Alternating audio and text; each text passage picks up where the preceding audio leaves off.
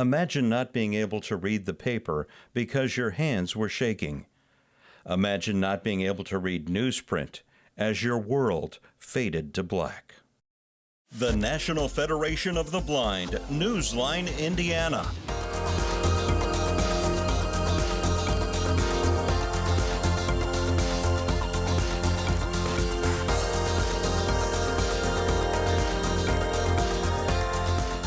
With your host, Lee Martin, and co-host, Florence Myers McSwine.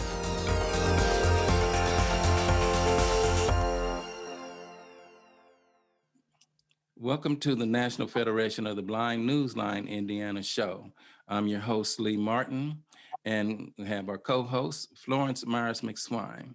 And today we have a wonderful guest that's all the way from Nevada, Las Vegas, Nevada, and her name is Jennifer Strother. And we're thankful to have you on our show today, and we're thankful to have our guests, our viewing and listening audience. So we're going to go ahead and get started with our show. Florence, how are you today? I'm doing well, Lee. It's a wonderful day. Yes, and I tell you, with all this here Zooming, it does make it a different day, but a wonderful day as well. It's so wonderful that we can reach out to Las Vegas and speak with Miss Jennifer. And Jennifer, how are you? I'm fantastic. It's a little early for me, but I'm here. Well, I tell you, we certainly appreciate that you're here with us today to share some valuable information and hopefully to inspire someone else along the way. First, we're going to talk about the National Federation of the Blind. It has a service, and it's called the NFB Newsline, and it's a free audio information service.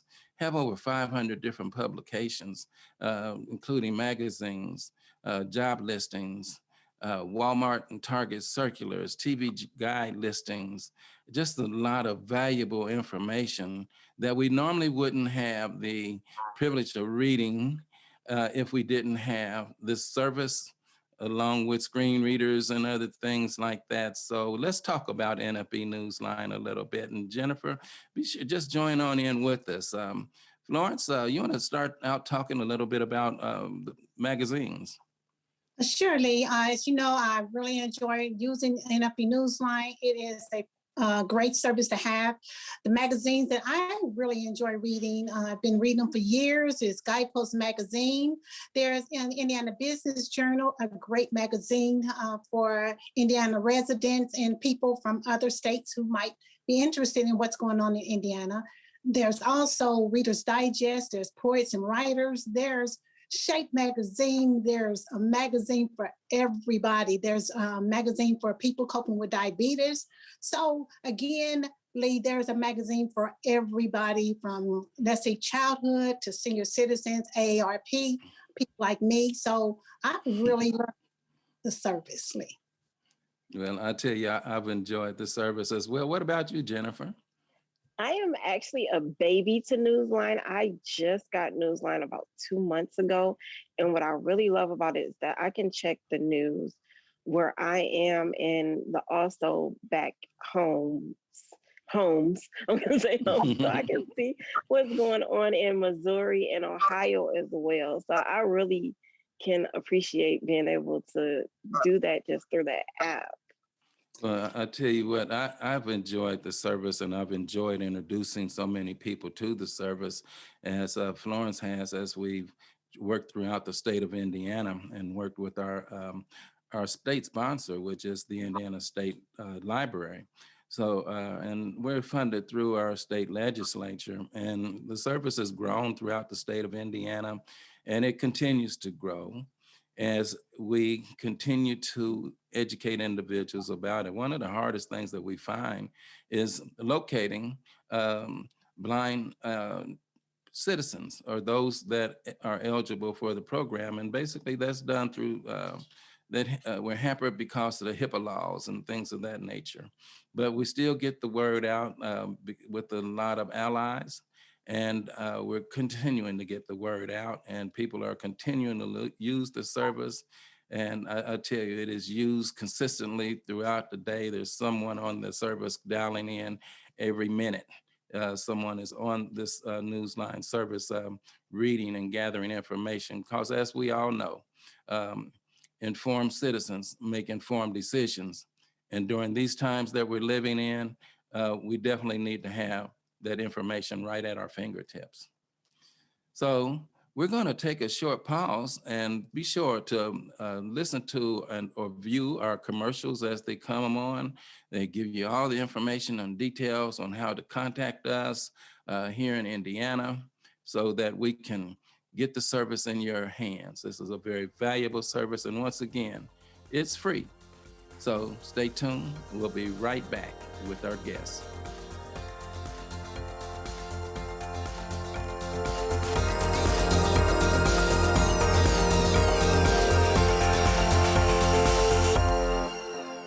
Now, thanks to NFB Newsline, I feel that my eyes have been opened to a whole new world of information. I can again keep up with sports right along with my husband and sons. They're impressed that I have this service, and personally, I am too. I was happy to see that I can again read Guidepost and Reader's Digest.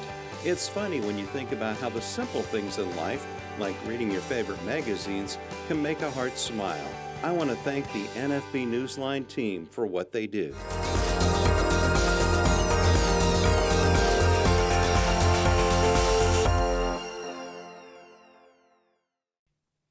Welcome back to this segment of the National Federation of the Blind, Newsline Indiana. And today, as our host has told you, we have a very special guest, Miss Jennifer Strother from Nevada. And Jennifer, again, welcome to the show.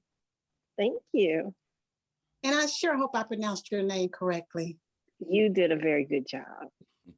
Okay. Well, Jennifer, tell us a little bit about you. So who is Jennifer? Who is Jennifer? I am mostly I do a lot of motivational speaking. I'm very active in the NFB. I was born in St. Louis, Missouri. I was raised in Cleveland, Ohio. I moved back to St. Louis about 11 years ago, and I just moved to Las Vegas a little bit over 2 years ago, where I was able to join the NFB. And within those 2 years, I have went from being a member to a vice president of my chapter, and currently I'm the president of my chapter. I serve on the Nevada affiliate board. I am the chair of our Blind Parents of Nevada group. I'm also active with the Black Leadership group of the NFB. I am a student and a mom. Wow, you have a lot of hats there. And, I am tired. well, what they say, no way's tired right now. So tell us, Jennifer. You said you were born in St. Louis, Missouri. Now, were you born blind, or were you? What's your eye condition? I was born visually impaired. I shouldn't say A because I have several, but I was born visually impaired, and the doctors, I had crossed eyes, what they call crossed eyes, and they corrected that when I was 2. But when I was 6, I was diagnosed with retinitis pigmentosa. But it was one of those things where every time I went to the eye doctor, there were probably about 5 students who came and looked at my eyes, because it was something that it was not the normal retinitis pigmentosa.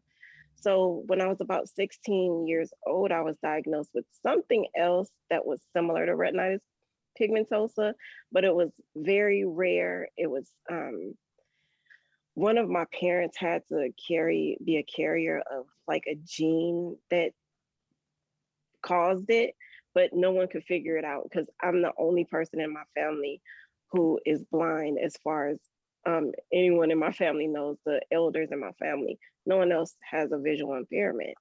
So I went completely blind by the time I was 17, which is unusual for people with retinitis pigmentosa. I also have keratoconus, and I think there's something else, but I can't remember. Hmm. Okay, now Jennifer, now with this transition into blindness, now at what point were you introduced to the NFB? Or, well, I want to go back just a little bit because you said you went blind at the age of 17.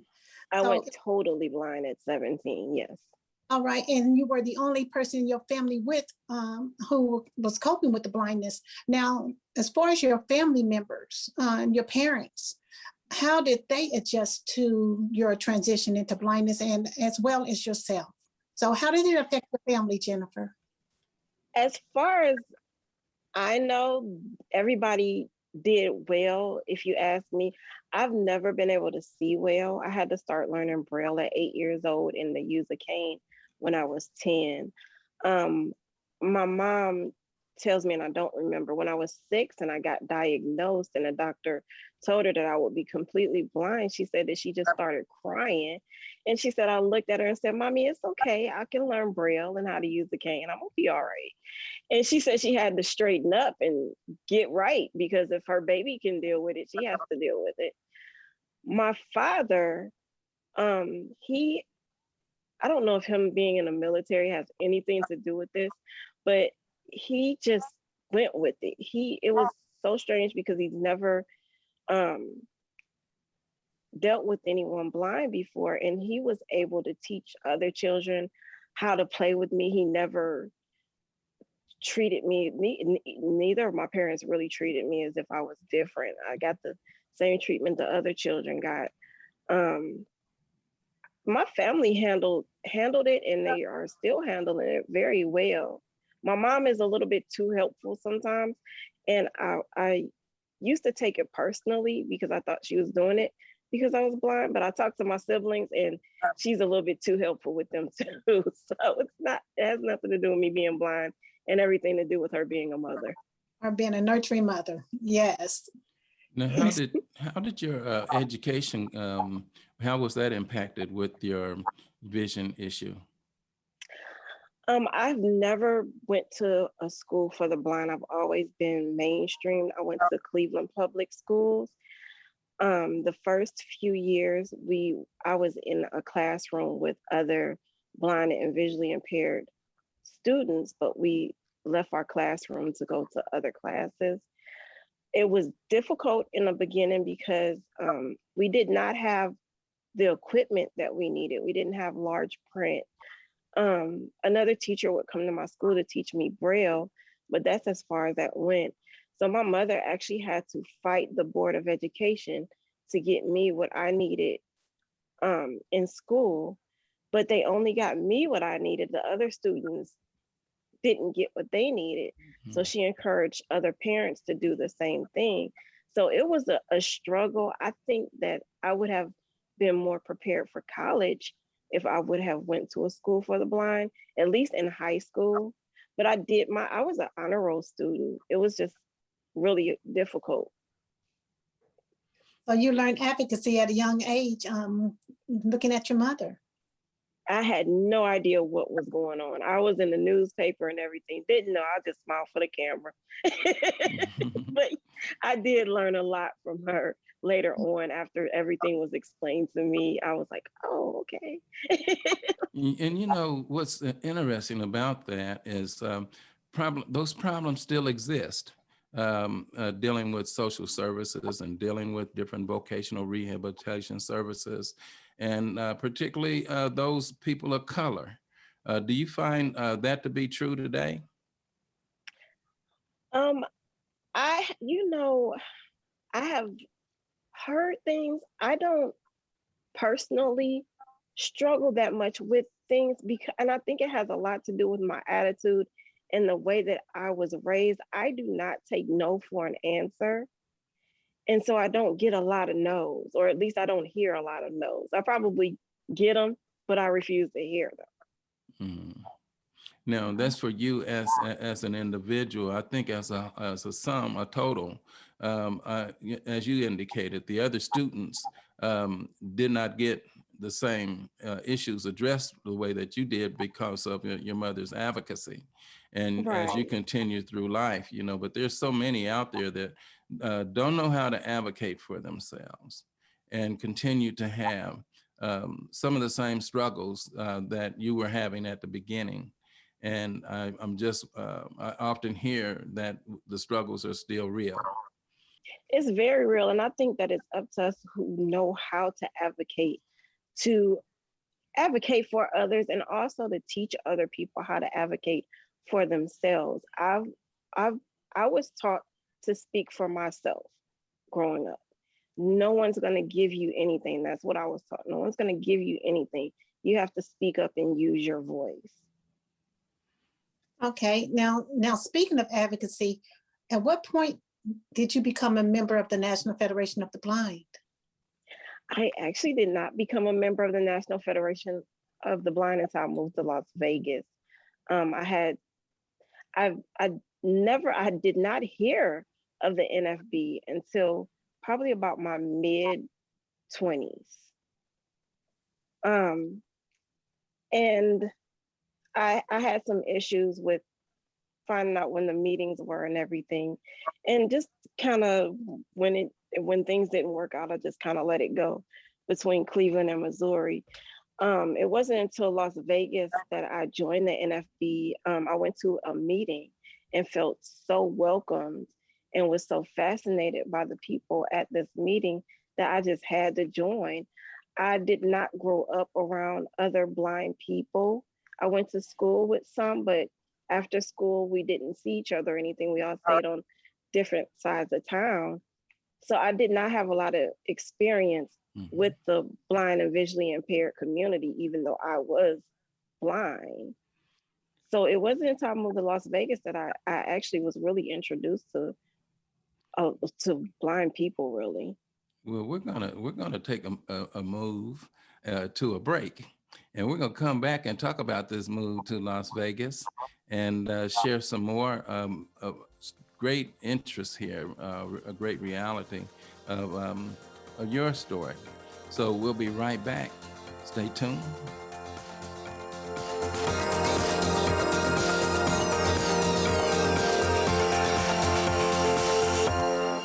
If you or someone you know is visually impaired or print challenged, the National Federation of the Blind has a resource you need. I use NFB Newsline when reading Hammond Northwest Times. Using NFB Newsline, I read the Christian Science magazine. Dad, you read Jerusalem Post too. Learn more by calling 855-963-6476 or visit nfbnewsline-in.org. Live the life you want. Read NFB Newsline. It's free.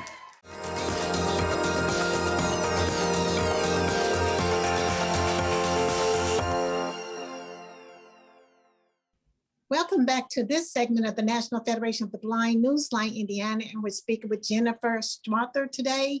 And Jennifer, you were talking earlier about your move to Nevada and you joined the NFB then. So prior to your going to Nevada, something wonderful happened in your life. Tell us about that. Yes. So I adopted a little girl, and I've had her since birth. I was there when she was born. I did not go through an agency or through the state. It was a private adoption, but I did have to I had to hire a lawyer and go to court and everything. So my daughter came from, I was in a relationship while I was living in St. Louis.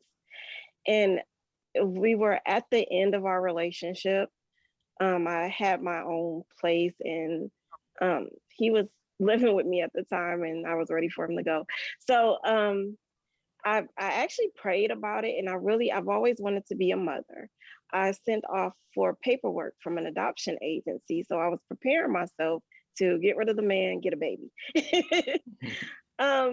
And I kept praying about it. Actually, the week that I got the paperwork, I prayed about it. And at the end of the week, I got a phone call from his children's mother saying that she needed to drop off his children because she had nowhere to go. And I'm praying, I'm like, God, I cannot put this man out with these kids he doesn't really have anywhere to go, and now he has 3 children. This was not the plan. When she brought the children, she was 3 months pregnant, and she had no idea what to do with the baby. She didn't want to abort, and she was afraid to put the baby up for adoption because she didn't want to lose contact with the child. She wanted to be able to watch the child grow up from a distance. I'm like, hey, I just sent off for paperwork for adoption. So we talked about it, and she agreed to allow me to adopt her baby. So a few months later, she ended up in the hospital. She got sick.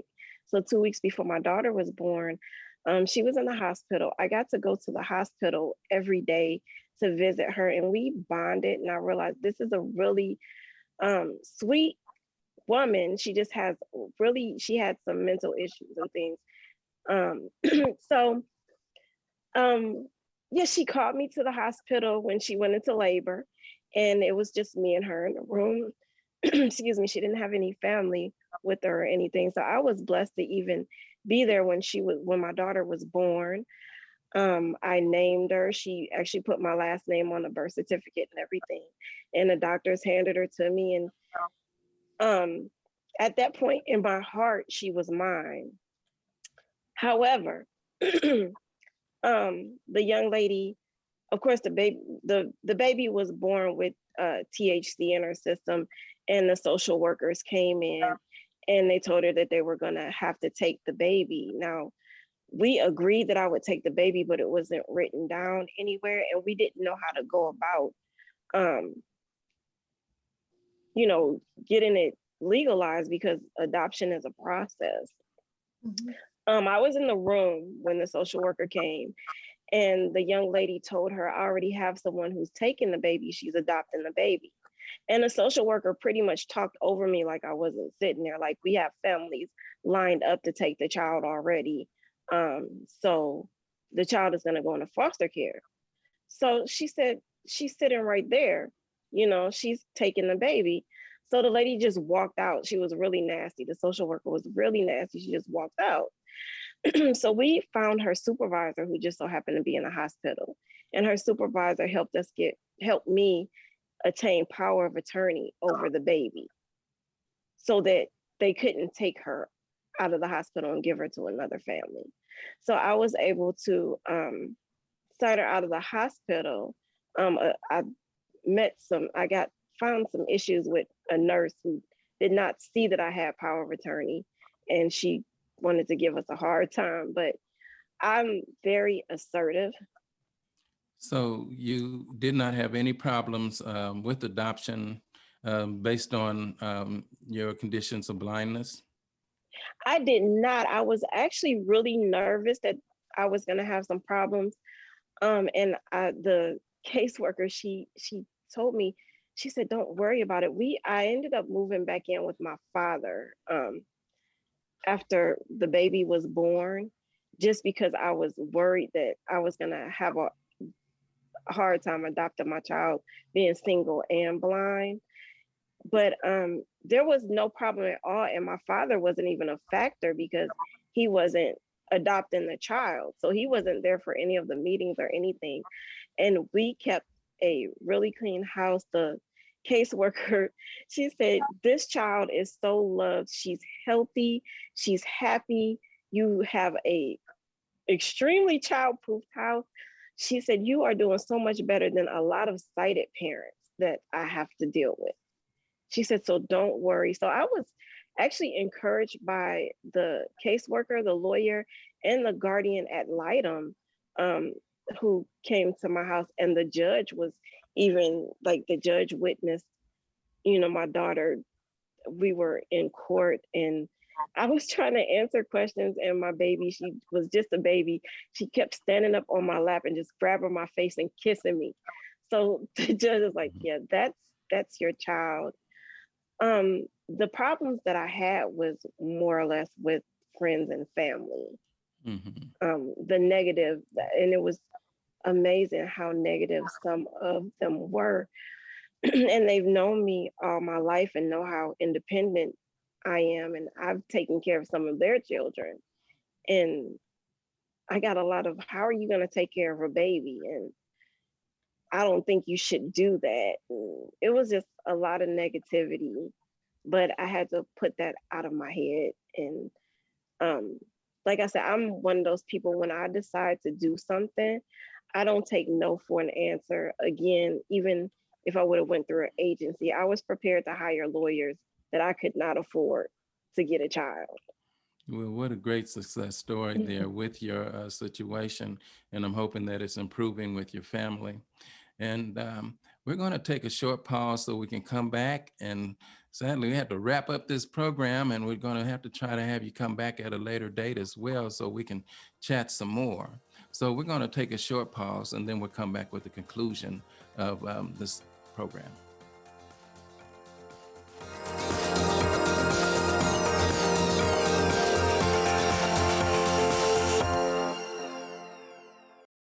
I love to read. I've always loved to read.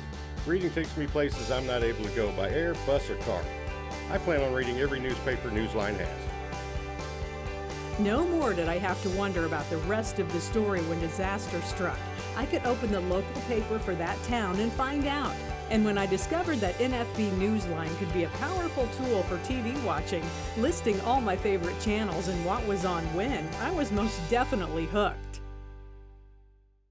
The National Federation of the Blind knows that blindness is not the characteristic that defines you or your future. Every day we raise the expectations of blind people because low expectations create obstacles between blind people and our dreams. You can live the life you want. Blindness is not what holds you back.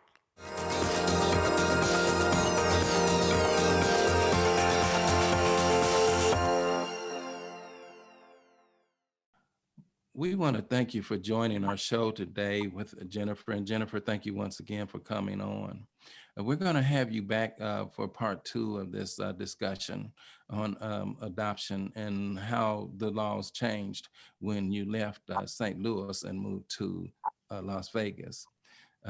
It's very interesting, some of the problems that occurred there with blind and disabled citizens adopting children and how the law had to be changed. So we want to thank you once again. We want to thank our viewers and our listeners, and join us next week for a brand new show. Guys, be safe, be blessed. We'll see you then.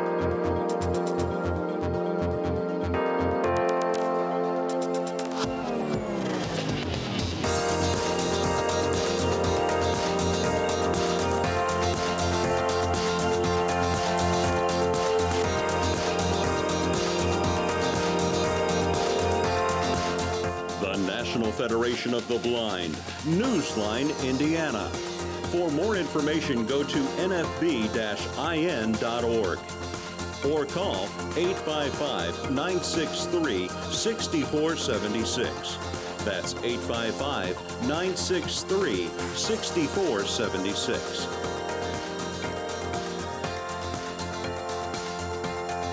The National Federation of the Blind encourages you to live the life you want.